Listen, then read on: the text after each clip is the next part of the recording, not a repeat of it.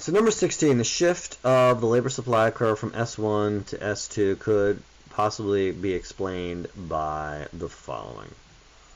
The change in workers' attitudes towards the work-leisure trade-off.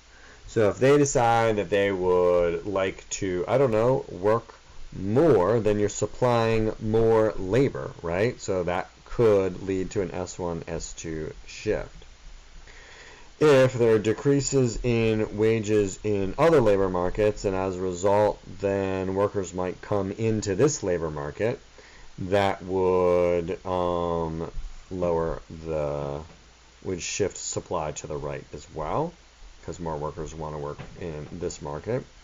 And if there's an immigration of workers into the region or country, then you have more workers coming in and there is more supply. So as a result, all three of these are correct.